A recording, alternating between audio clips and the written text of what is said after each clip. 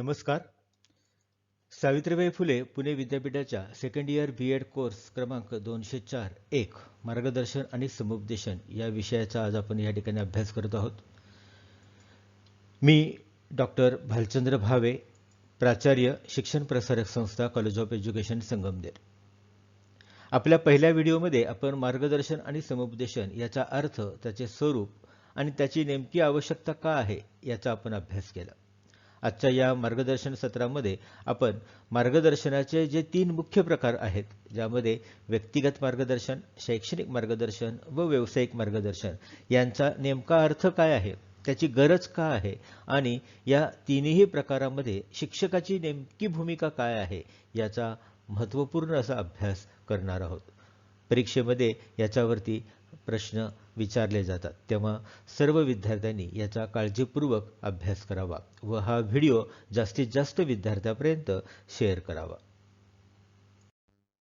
मार्गदर्शनाचे प्रकार किंवा मार्गदर्शनाचे प्रमुख क्षेत्रे. विविध तज्ञांनी मार्गदर्शनाचे कोणते प्रकार सांगितले ते आपण पहिल्यांदा पाहूया. एम. प्रोक्टर यांच्या मते शैक्षणिक मार्गदर्शन, व्यावसायिक मार्गदर्शन, सामाजिक मार्गदर्शन, आरोग्य संबंधित मार्गदर्शन, व्यक्तिमत्व विकास संबंधित मार्गदर्शन आणि फुरसतीचा वेळ कसा घालवावा या संबंधीचे मार्गदर्शन असे 6 मुख्य प्रकार पडतात. तर पॅटरसन यांच्या मते व्यक्तिगत मार्गदर्शन आणि आर्थिक मार्गदर्शन हे 2 मुख्य प्रकार आहेत. या व्यतिरिक्त ब्रेवर्स यांच्या मते धार्मिक मार्गदर्शन, कौटुंबिक संबंधाविषयीचे मार्गदर्शन, वैचारिक बाबी व सहकार्यासंबंधीचे मार्गदर्शन, सांस्कृतिक बाबी संबंधीचे मार्गदर्शन असे 4 मुख्य प्रकार पडतात. तर जोन्स यांच्या मते नेतृत्वासंदर्भात देखील मार्गदर्शन महत्त्वाचे असते. अशा प्रकारे विविध मार्गदर्शनाचे प्रकार सांगितले आहेत. आपल्या विद्यापीठाच्या सिलेबसमध्ये मार्गदर्शनाचे 3 मुख्य प्रकार सांगितले आहेत, त्याचा आपण अभ्यास पुढील स्लाइडमध्ये करूया.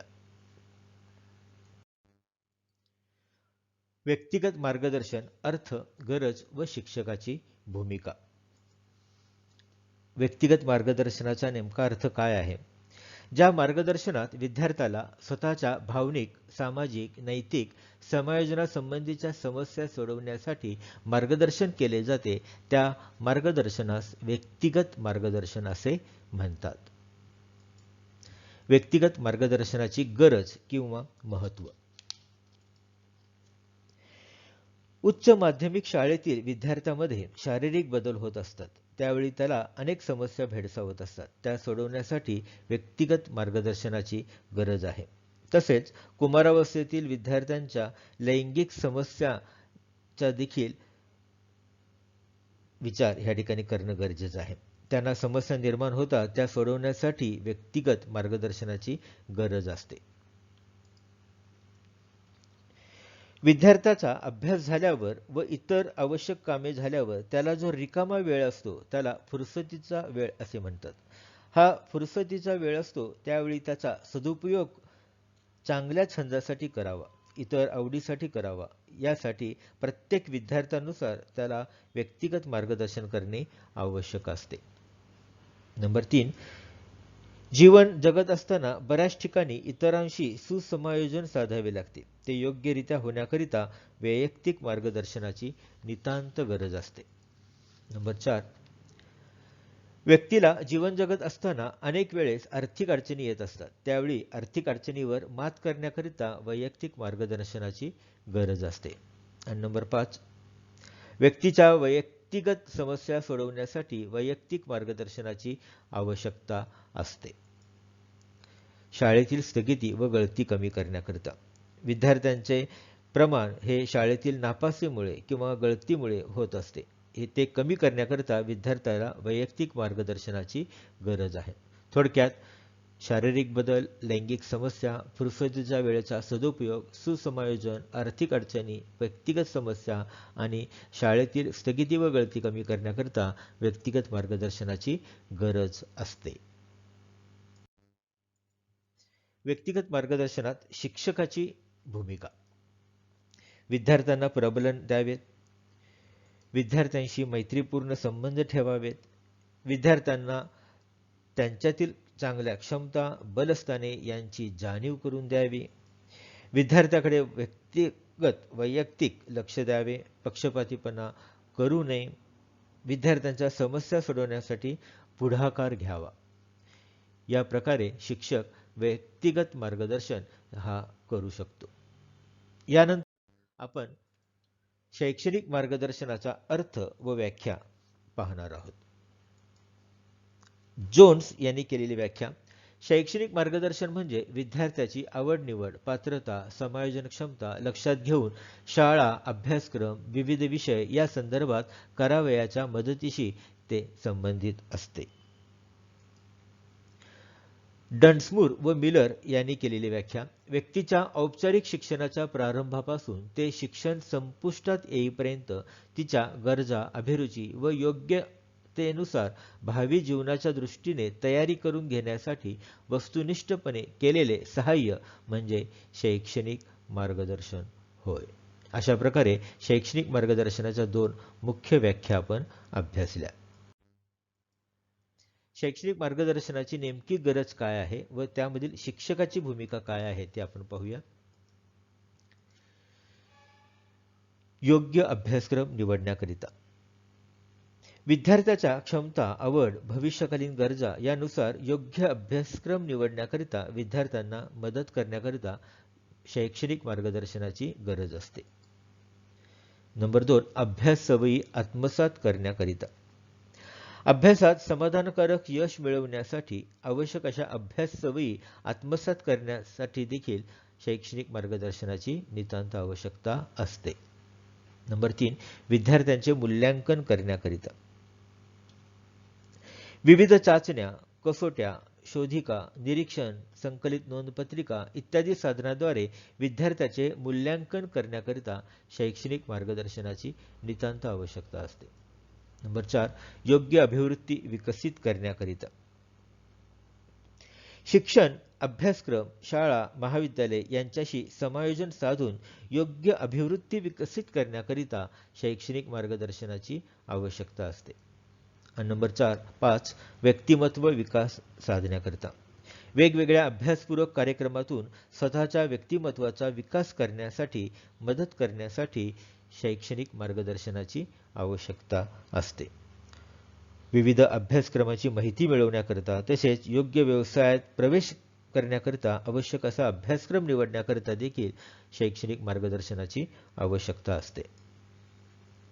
शिक्षणातील नवनवीन संधी कोणत्या आहेत त्या ओळखण्याकरिता शैक्षणिक मार्गदर्शनाची नितांत अशी आवश्यकता असते. शिक्षकाची भूमिका शैक्षणिक मार्गदर्शनात नेमकी काय आहे ते या ठिकाणी पाहणं आवश्यक आहे. शैक्षणिक मार्गदर्शनात शिक्षकाची भूमिका ही अतिशय महत्त्वाची असते. शिक्षकाने विद्यार्थ्यांना समजून घेऊन त्याची बौद्धिक, आर्थिक, सामाजिक, भावनिक, आरोग्यविषयक माहिती संकलित करून त्याला मार्गदर्शन करणे आवश्यक असते.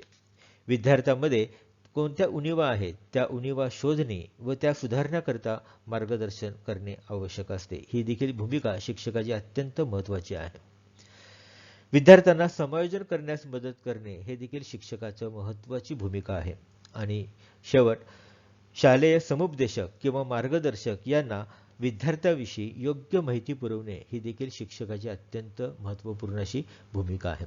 अशा प्रकारे शैक्षणिक मार्गदर्शनाचा अर्थ, शैक्षणिक मार्गदर्शनाची गरज आणि शिक्षकाची भूमिका आपण अभ्यासली. व्यावसायिक मार्गदर्शन, त्याचा अर्थ नेमका काय आहे आपण पाहूया. राष्ट्रीय व्यावसायिक मार्गदर्शन संस्था USA यांनी केलेली व्याख्या: एखाद्या व्यवसायाची निवड करून त्यासाठी आवश्यक ती पूर्व तयारी करणे आणि नंतर त्या व्यवसायात प्रगती करणे यासाठी व्यक्तीला मदत करण्याची प्रक्रिया म्हणजे व्यावसायिक मार्गदर्शन होय. फ्रँकलिन केलर यांनी केलेली व्याख्या: जी प्रक्रिया व्यक्तीस व्यवसायाची निवड करणे, त्या व्यवसायात समरस होणे व प्रगती करणे या बाबीसाठी मदत करते त्या प्रक्रियेस व्यावसायिक मार्गदर्शन असे म्हणतात. व्यावसायिक मार्गदर्शनाची गरज: एक व्यवसाय गटाची माहिती देण्याकरिता विद्यार्थी जो व्यवसाय निवडणार आहे त्या व्यवसाय गटाची वैशिष्ट्ये, कामाचे स्वरूप, जबाबदाऱ्या इत्यादी बाबत माहिती देण्यासाठी व्यावसायिक मार्गदर्शनाची नितांत अशी गरज आहे. नंबर 2, व्यावसायिक यश मिळवण्यासाठी.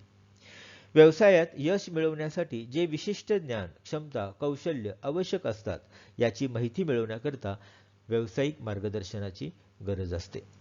नंबर 3, श्रमाविषयी आदर भावना निर्माण करण्याकरिता. बौद्धिक व शारीरिक श्रमाविषयी आदराची भावना निर्माण करण्याकरिता देखील व्यावसायिक मार्गदर्शनाची आवश्यकता आहे. नंबर 4, स्वतःची कुवत ओळखण्याकरिता. विद्यार्थ्याला स्वतःची कुवत, आवड, क्षमता, वृत्ती, कमतरता व बलस्थाने याची जाणीव विद्यार्थ्याला करून देण्याकरिता, योग्य व्यवसाय निवडण्यास मदत करण्याकरिता व्यावसायिक मार्गदर्शनाची गरज आहे. नंबर 5, व्यवसाय प्रशिक्षणासाठी. विद्यार्थ्यांना विविध शैक्षणिक संस्थांमध्ये चालणारे व्यावसायिक प्रशिक्षण कार्यक्रम, प्रवेशाच्या अटी, प्रशिक्षणाचा काळ, प्रशिक्षणाची फी, वसतिगृहाच्या सोयी इत्यादी विषयी माहिती देण्याकरिता, व्यवसाय प्राप्तीनंतर तो व्यवसाय, तेथील वातावरण, इतर सहकारी यांच्या संदर्भातलं प्रशिक्षण देण्याकरिता व्यावसायिक मार्गदर्शनाची आवश्यकता असते. नंबर 6, समायोजनासाठी.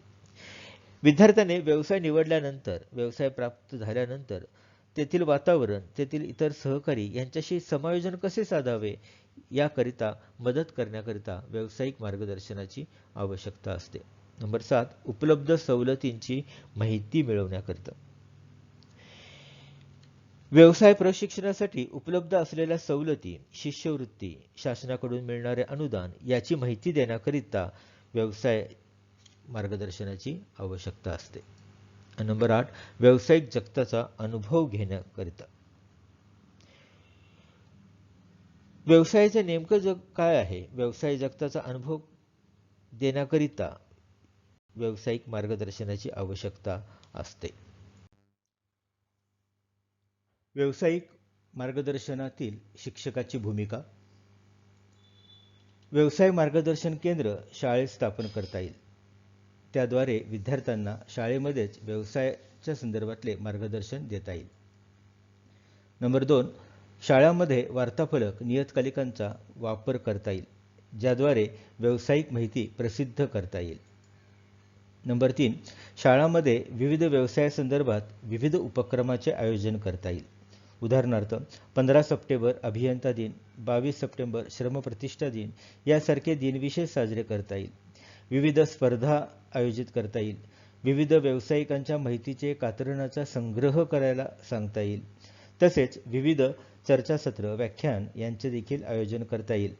विविध व्यवसायांची प्रदर्शनं भरवता येईल. म्हणजे अशा प्रकारे विविध सहशालेय, शालेय उपक्रमाचे आयोजन करून व्यावसायिक मार्गदर्शन करता येईल. नंबर 4, तज्ज्ञ व्यावसायिकांचे उद्बोधन. समाजामध्ये किंवा आपल्या शाळेच्या परिसरामध्ये विविध तज्ज्ञ व्यावसायिक लोक असतात, तरुण व्यावसायिक लोक असतात. त्यांना आपल्या शाळेमध्ये विविध प्रसंगी प्रमुख पाहुणे म्हणून बोलवता येईल व त्यांचे देखील उद्बोधन विद्यार्थ्यांना करून देता येईल. ग्रंथालयामध्ये स्वतंत्र विभाग स्थापन करता येईल.